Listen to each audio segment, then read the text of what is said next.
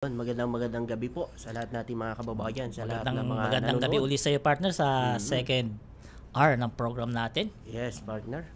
Magandang gabi din sa mga viewers at tagapakinig natin dyan Oh, sa radyo. Nung una talaga, kwento ko lang, no. Kabado talaga tayo nung una, no. Kahit Pero ako, ngayon pangatlo, parang wala Wala lang. na lang, Parang partner. gusto natin tayo na yung araw-araw eh. Oo nga. Ako, partner, nung unang araw, talagang yung lamig at saka nervous na sumama sa ano ko, kaya talagang ramdam ko, parang iikotin ko yung upuan na ito eh. Oo, tsaka nung una, hindi mo maramdaman yung gutom. Ngayon, gutom na ako. Kakakain lang natin, partner. Pero, O yun, kakain lang natin. Mamaya kakain na naman tayo. Manlilibre si Papa D. Oo. Okay. So, Si balik na Papa. tayo rito sa ating programa, partner. Yes, Dito partner. tayo sa report ng isa nating ka-vlogger na ito, pinaka-cute daw to eh. Sabi sino nung ba yung ano, partner, mukhang pina... excited yung cute na yan, partner. Oo, panoorin na lamang natin itong report ng correspondent natin na si Palerista TV. So, Ayun. Palerista TV, Cute nga yan, partner. pasok!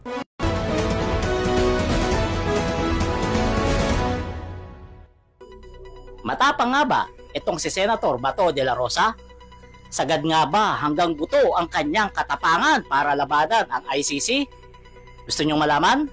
Panoorin nyo ang report ko na ito. Taong bayan, nalilito na dito kay Senator Bato de la Rosa dahil kung ating matatandaan, noong nakaraang taon, siya ay takot makulong. Takot ko lang makulong, mapalayo ako sa mga apo ko. I love my apo very much. Tapos lalaki sila na wala silang apo, wala silang lolo. I love na love pa naman ako ng mga apo ko. Pero sa hindi malamang dahilan, bigla na lang nag-iba ito ng tono at tila yata hindi na siya natatakot maaresto ng ICC. Go ahead, make my day, Mr. Trillanes! Biyan mo!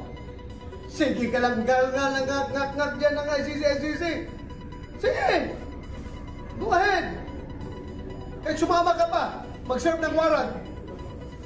Sumama ka, ikaw mismo magpusa sa akin. Pero nung nabalitaan na ni Senator Bato de la Rosa na naaresto na si dating Pangulong Duterte, biglang nag-iba na siya ng tono. Ganito na ngayon ang kanyang sinasabi.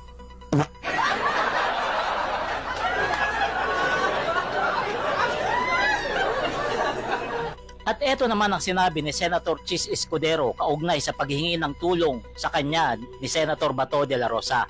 At ang naging pasa ng Senado ay ito, hindi nakabase sa batas, pero nakabase sa tinatawag na institutional courtesy. Hindi papayagan ng Senadong arestuhin ang sinumang miyembro niya sa loob ng Senado, lalo na kung merong sesyon.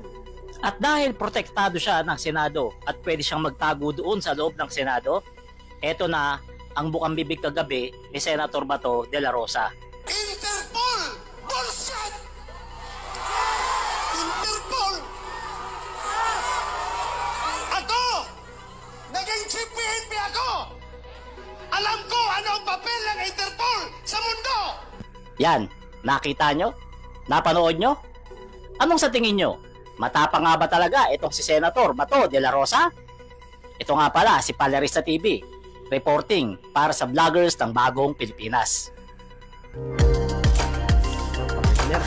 Ano masasabi mo doon, partner? Cute nga, cute Oo.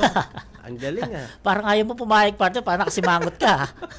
Masama Partner. yata loob mo Kasi ang ganda ng umpisa Akala ko tumuloy-tuloy na Biglang So, tumapang dito tayo kay Senator Bato de la Rosa. Pag-usapan lang natin mabilis kasi paiba-iba yung mood niya, no? Oo. Una, mabait, ayaw makulong kasi mahal na mahal siya ng apo niya. Pangalawa, hinahamon na si Trillanes. Parang panahon niya, partner Mainit, umulan Nakakaano ko lang kasi dito kay Senator Bato de la Rosa. Hindi mo alam kung may paninindigan ba o takot talagang makulong. Bagay, sino nga ba naman ang taong gustong makulong? Oo, partner. Pero kung kapalaran niya yan, diba? Wala tayong magagawa. Wala tayong magagawa. Kapalaran niya ay mangyayari o hindi. Depende yan sa nasa itaas. Kaso minumura yung nasa itaas Nasa itaas ang mag-decide dyan. Nakakatawa lang talaga si Senator Bato, no? Kasi hindi mo maintindihan kung ano talaga yung gusto sa buhay Partner. Pero kagabi ang tapang kasi alam mo naman, protektado ng Senado. Ayun, partner. Mm. Pero Yan. partner, ano masasabi mo doon? nasa batas kasi nila yun na walang senador na pwedeng arestuin doon sa loob ng Senado. Marami na gumawa niyan. Sila Enrile, Trillanes, sila, kung hindi ako nagkamali, sila Jinggoy. Marami na gumawa niyan.